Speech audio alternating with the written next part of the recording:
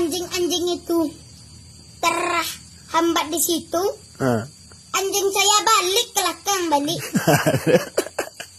Terus saya pergi ke simpang 3 di dalam rimba itu ada tempat air di depannya. Saya duduk situ agak 2 menit. Lewat candi besar putih. Terus Saya lepaskan anjing saya.